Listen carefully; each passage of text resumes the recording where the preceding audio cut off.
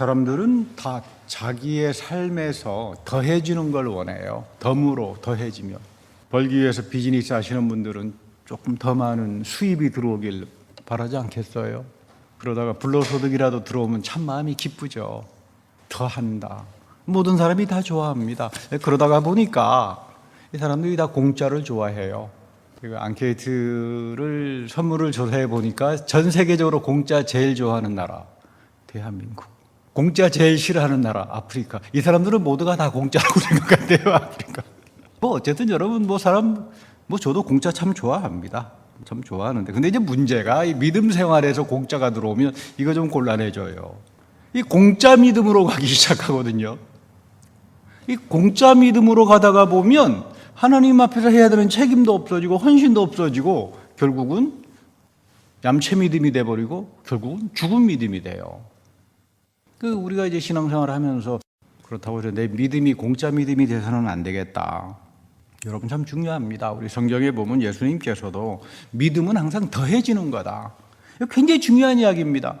나 믿음 한 번 가졌으니까 끝났어, 이런 말이야. 믿음은 항상 더해지는 거예요. 그리스도의 장성한 분량까지 가는 거잖아요. 구원도 마찬가지예요. 믿음과 구원이 여러분 따로 있는 게 아닙니다. 구원과 믿음이 같이 가잖아요. 구원도 장성한 분량에 이르면서 이 구원을 통해서 엄청난 하나님의 능력과 축복들이 주어지는데 이거 아무것도 받지 못해요. 공짜 신앙 좋아하는 사람들. 우리 성경에 보면 항상 하나님은 주시는 분이에요. 주시는 것도 풍성하게 주세요. 오늘 그 사도 바울 선생의 말씀에 보면 내게 능력 주시는 자 안에서, 하나님은 여러분들에게 능력을 줍니다. 근데 나에게 능력이 아무것도 없어.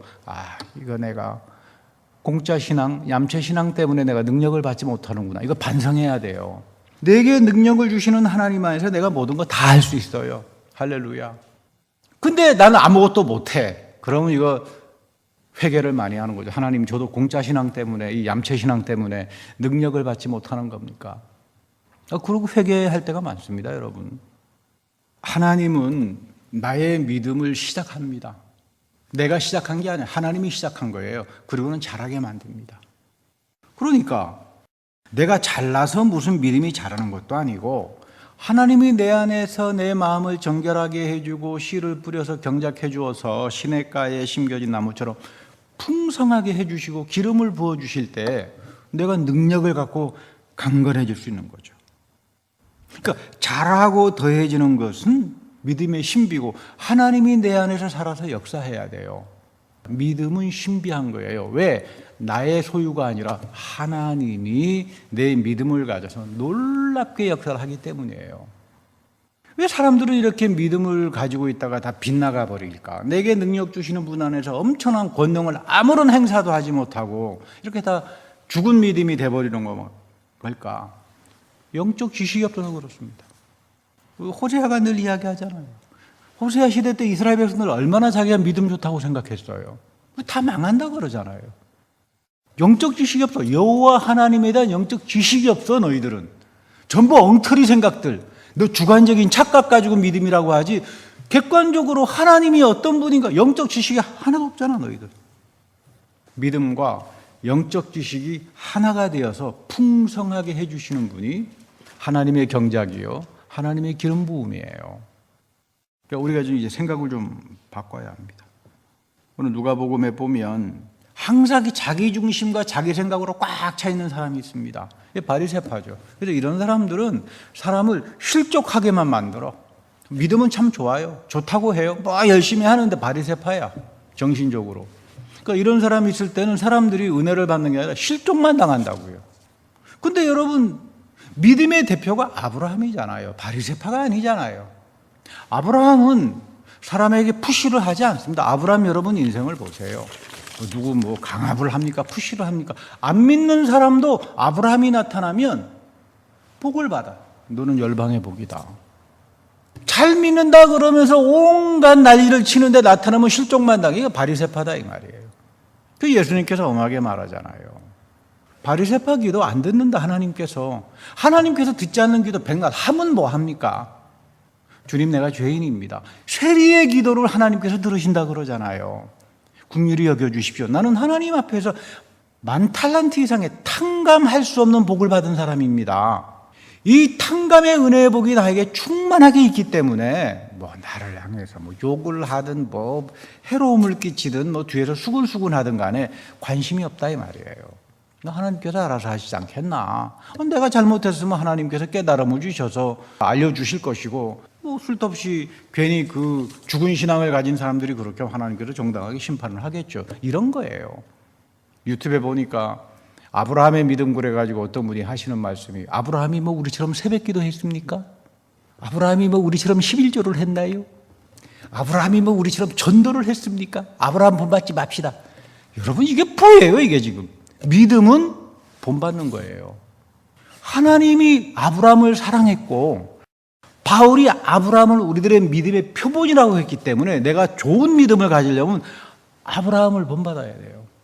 하나님의 역사대로 움직이는 사람이잖아요. 하나님의 약속대로 가잖아요. 자기 멋대로 하는 게 없잖아요, 아브라함에게. 가장 큰 문제가 성경을 통해서 무엇이 좋은 믿음인지, 어떤 믿음을 통해서 하나님께서 놀라운 축복들을 해나가시는지 이걸 못 배우는 거예요. 그러니까 내가 믿음 좋다 그러면서 괜히 가봐야 남 실족만 하게 하고 진정한 성령의 역사가 나타나지 않는 겁니다. 여러분이나 나나 인간으로서는 끊임없이 하나님 뜻 거슬리길 원해요. 하나님 뜻대로 하면 손해보는 것 같거든요. 내 자존심 죽는 것 같고, 내 마음대로 돼야지 나의 뜻, 나의 감정, 나의 느낌이 하나님 말씀보다 더 소중하게 여기는 게 여러분이나 나나 인간들의 육신적인 삶입니다. 그래서 바울이 말하잖아요. 나는 날마다 죽는다. 이게 무슨 말이겠어요? 나는 하나님 말씀과 하나님의 뜻 앞에서 나는 날마다 나를 죽이고 살아간다. 그래야 내가 없어져야 하나님이 충분하게 채워주실 거 아닙니까? 나의 잘못된 생각이나 경험이 딱 중심이 되어가지고 하나님의 자리를 딱 지키고 있으면 무슨 능력이 나타나겠어요? 내게 능력 주시는 분 안에서 내가 모든 걸 다 할 수 있다. 이거 사도 바울의 이야기가 단순한 말이 아닙니다. 나는 항상 하나님에 의해서 다스림을 받고 주님의 말씀에 의해서 경작이 되고 나의 영을 성령께서 기름을 부어주시기 때문에 어떤 어려운 일 속에서도 우겨싸 다짐을 당하는 곳에서도 모든 것들을 승리하고 형통의 길로 갈 수 있다. 이렇게 말하는 겁니다. 오늘 에스겔은 하나님의 그 능력을 참 새 언약의 복음의 능력을 이렇게 말합니다. 36장 25절에 보면 하나님이 맑은 물을 너에게 뿌리신다. 하나님이 여러분들에게 물로 정결하게 씻어주세요. 나를 씻어줘야 됩니다, 하나님께서. 그래서 구약에서부터 이른바 세례의 전통이 나타나죠. 우리 구약의 성전에 들어가게 되면 물두멍이라고 있잖아요. 정결하게 해가지고 사람들 물 뿌려주는. 여러분, 하나님이 여러분들에게 정결하라 그래가지고 물을 뿌려주면 얼마나 감사하겠습니까? 그래서 이 정결례는 세례 요한까지 이어지고 오늘도 뭐 카톨릭이나 성공회나 뭐 메인라인, 루터교나 뭐 감리교나 장로교는 다 이 정결 예전의 전통이 있죠. 그래서 이런 교회들은 바로 가게 되면은 예배 시간에 우리처럼 고백의 기도를 먼저 드립니다. 내가 지금 하나님께 하나님의 영을 체험하기 위해서 예배에 나왔는데 먼저 하나님이 나를 정결하게 씻어줘야 되잖아요. 그럼 내가 회개를 해야죠. 그러니까 여러분, 이 우리가 드리는 고백의 기도의 내용을 보면 구구절절 우리의 회개를 말하잖아요. 내가 회개하지만 합당한 열매를 맺지 못한 것도 참 하나님 앞에서 죄고 이렇게 나를 정결하게 씻겨주는 겁니다. 두 번째는 27절에 가면 이 물로 씻겨진 사람들, 여러분들처럼 예배 속에서 고백의 기도를 드리고 내가 씻겨지길 원합니다 하는 사람들에게 하나님은 새 영을 주세요. 새 영. 참 중요합니다. 그리고 새 마음을 주는 겁니다. 새 영이 먼저 나오고 그 다음 새 마음이에요. 내 속에 하나님이 살게 하신 영이 있어요. 이 영에 하나님의 성령이 오시는 거예요. 그러니까 내 영에 하나님의 새로운 영이 오지 못하면 회개하고 씻겨지는 게 불가능합니다. 새 영이 먼저 옵니다. 내가 정결해지고 하나님의 영이 나에게 새로운 영으로 오셔가지고 나를 온전히 지배하고 다스리면 그때 생겨나는 게 새 마음이에요. 이 새 마음을 가지고 세상을 새롭게 보고 지혜를 얻습니다. 여러분, 이거 굉장히 중요한 이야기예요. 오늘 이걸 모르면 그냥 감정주의적으로 어디 가서 그냥 뭐 사람들 막 감정적으로 그냥 막 뭐 기타 치고 뭐 하고 하니까 그 가서 예배 은혜 받았다. 여러분, 이거는 성령하고 아무런 상관이 없어요. 그때뿐이에요. 여러분들도 그런 예배 가서 많이 들어보지 않습니까? 진정한 예배는 내 영이 하나님께서 나를 정결하게 씻어서 새 영을 불어넣어 주어서 새 마음을 얻는 게 바로 예배의 축복입니다. 근데 이걸 지금 에스겔을 통해 가지고 하나님께서 말씀하는 거예요. 그때에 비로소 내 육신에서 굳은 마음이 제거가 됩니다. 여기서 말하는 육신은 sinful nature, 이 죄된 심성이죠. 여러분, 죄스럽거나 남에게 해를 끼치는 거나 나쁜 생각은 가만 놔둬도 잘 자라잖아요. 잡초처럼. 이 육신이에요. 이 육신에 뭐가 생기냐면 굳은 마음이 항상 나타나. 굳은 마음이 자꾸 나타나다가 보면 하나님의 영도 느끼지 못하고 하나님이 주시는 새로운 마음도 얻지 못해요.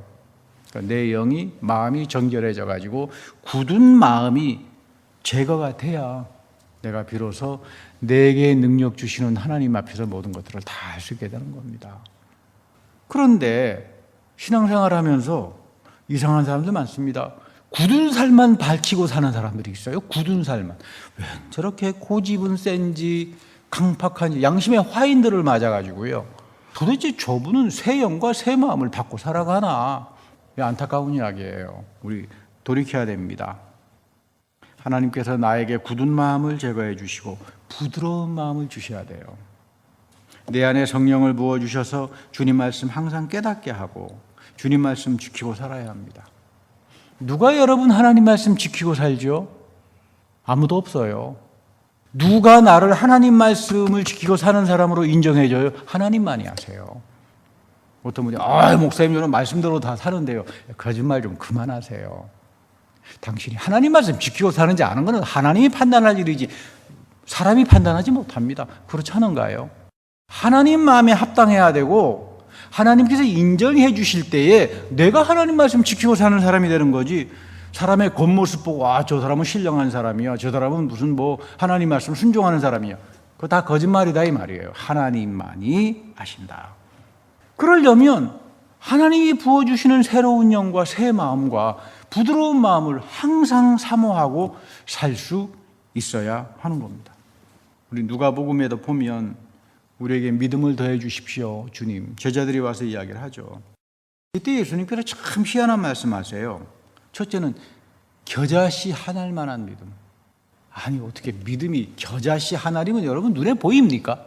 근데 예수님께서 겨자씨 한 알만한 믿음, 이 믿음에만 있어도, 겨자씨 한 알만한 믿음이 있어도 뽕나무더러 뿌리가 뽑혀서 바다에 심겨져라 그러면 그대로 이루어진다 그래요.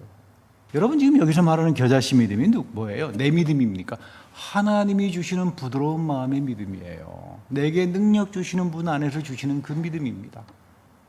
이걸 항상 사모하면서 장성한 그리스도의 분량까지 가져가는 거예요. 믿음이라고 하는 건 여러분 겉모양 가지고 판단 안 됩니다. 저 사람 교회 30년 다녔으니까 교회 장로니까 믿음 좋을 거다. 천만의 말씀이에요. 믿음은 누가 판단한다? 하나님이 판단하시는 거예요. 하나님이 나에게 심어주시는 겨자씨만한 하나의 믿음이라도 이것이 성령의 역사에 의해서 펼쳐나가게 되면 여러분들의 인생은 시냇가에 심겨진 나무처럼 엄청나고 상상하기 어려운 기적들이 여러분들의 인생을 채워준다는 그런 이야기입니다. 이거 사모해야 돼요. 저는 여러분들을 볼 때마다 늘 기쁨과 감사가 있죠. 겨자씨만한 분들 아닙니까? 근데 하나님께서 전도를 해주셔가지고 이 자그마한 무리 속에 하나님께서 성령을 부어주시고 말씀으로 경작해 주셔서 부드러운 마음을 끊임없이 주어서 여러분들의 인생을 참으로 놀랍게 인도하시는구나. 정말 바울처럼 내게 능력 주시는 분 안에서 하나님께서 놀라운 일들을 여러분들의 인생을 통해서 역사해 가는구나. 이런 걸 보면 넘치는 기쁨이 있잖아요. 그거는 여러분 사람의 숫자하고 아무런 상관이 없는 겁니다. 이거 알아야 돼요. 내 영혼 한 사람이 내가 비록 겨자씨 한 알만한 믿음을 갖고 있더라도 이 안에 살아계신 그리스도의 보배가 담겨질 때에 놀라운 일들이 벌어진다. 뽕나무를 들어서 바다에 심길 정도의 그런 엄청난 능력들이 주님이 주시는 믿음 속에서 터져 나오는 겁니다. 이게 믿음의 신비예요. 이게 구원받은 사람들이 누리는 삶의 형통함입니다. 여러분 민수기에 보면 이 믿음에 대해서 아주 중요하게 나옵니다.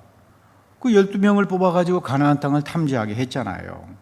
여러분 그 12족장 다 똑똑한 사람들이죠. 각 족장에 그래도 대표들 아닙니까? 그 사람들 뽑아가지고 와서 가나안을 탐지하고 오세요. 그 민수기 13장에 가게 되면은 그 한 40일간 탐지하고서 와서 보고를 합니다. 그런데 10명의 정탐꾼이 하는 말이 뭡니까? 그 땅에 들어가자마자 우리는 다 몰살당할 거야.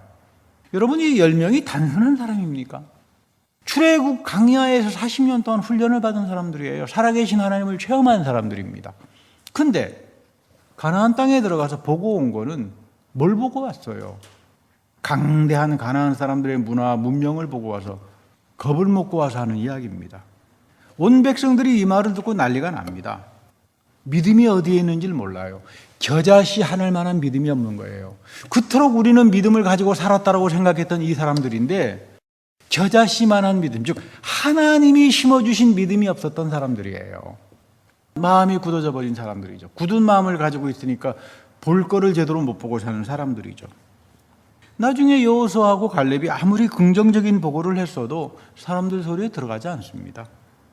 여러분, 군중심리라고 하는 건 큰 소리 떠드는 사람의 소리를 듣지 소수의 작은 소리 듣지 않잖아요. 그런데 하나님의 소리는 세미한 음성을 통해서 들려와요.